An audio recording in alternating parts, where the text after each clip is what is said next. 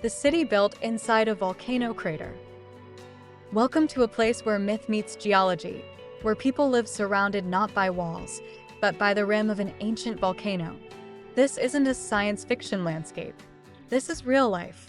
Today, we're taking you to a city that exists inside the remains of a massive volcanic eruption, Sete Cidades, located on São Miguel Island in the Azores, a Portuguese archipelago in the Atlantic Ocean. The story of this place isn't just about volcanic activity. It's about survival, adaptation, and harmony with nature's most powerful forces. Let's explore this extraordinary destination, from its dramatic geology and pristine lakes to the local culture that's been shaped by life inside the caldera. Roughly 3,000 years ago, a series of catastrophic volcanic eruptions shook this remote corner of the Atlantic. The ground split open, lava spewed into the sky, and over time, the central cone of the volcano collapsed inward, forming a massive caldera nearly 5 kilometers wide. What nature left behind was a bowl-shaped landscape filled with lush vegetation, volcanic ridges, and two remarkable lakes, Lagoa Azul and Lagoa Verde, the Blue Lake and the Green Lake. Inside this geological basin, humans eventually found a rare kind of paradise, sheltered from winds, blessed with fertile soil, and guarded by the towering crater walls. The village of Sete Cidades grew slowly, with whitewashed houses, cobbled roads, and a tranquil rhythm of life that's endured for centuries. One of the most famous features of Sete Cidades is its twin lakes, separated by a narrow bridge. From above, they appear strikingly different in color, one a deep emerald green, the other a vibrant blue. Local legend tells of a forbidden romance between a blue-eyed princess and a green-eyed shepherd. Their love, denied by the king, ended in tears that formed the two lakes, each reflecting their eye color. But if you ask a geologist, the lake's hues are due to the way sunlight interacts with algae and aquatic depth. Still, the legend persists, adding a layer of poetic charm to the landscape.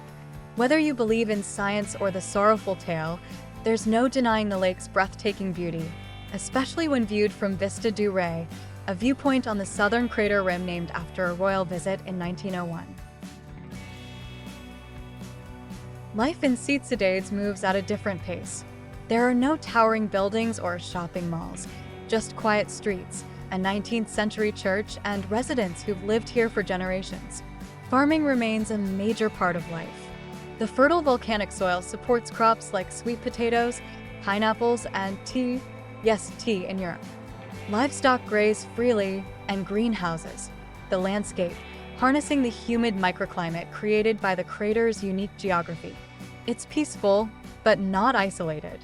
Winding roads carved into the crater walls connect Sete Cidades with the rest of São Miguel Island, allowing for commerce, tourism, and education, while preserving the solitude that defines this place. Though the village sits in a cradle of calm, adventure waits just beyond.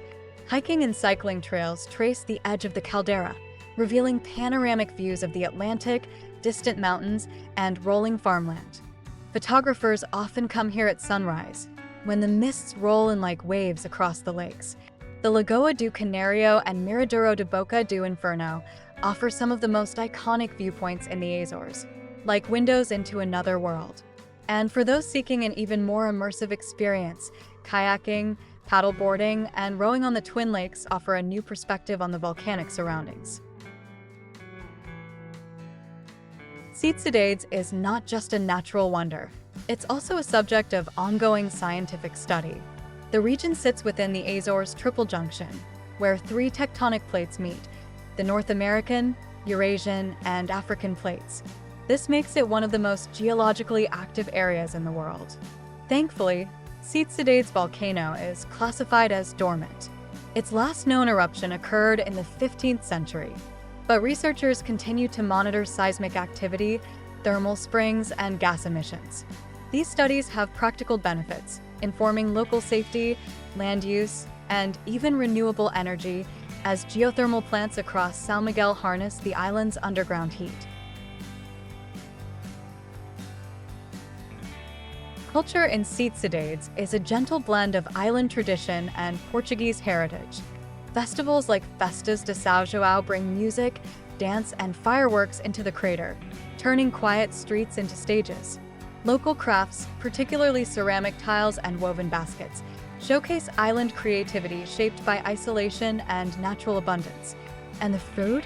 Expect rustic and hearty fare, cozido das furnas, a stew slow-cooked underground using volcanic heat.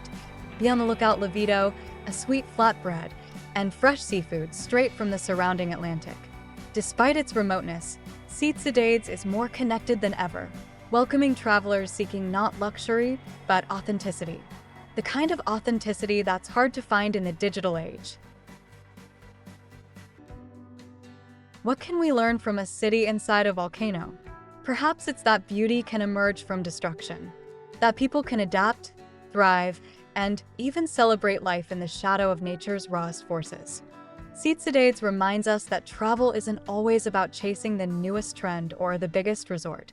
Sometimes, it's about entering a place where time moves differently, where the silence says more than the noise ever could.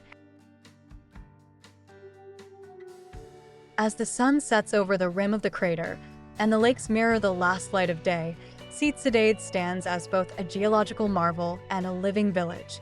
A reminder that even inside a volcano, life finds a way, not just to exist, but to flourish. This is Sete Cidades, the city inside a volcano crater. And now that you've seen it from afar, maybe it's time to walk its trails, taste its food, and feel the stillness for yourself. Until next time, keep exploring.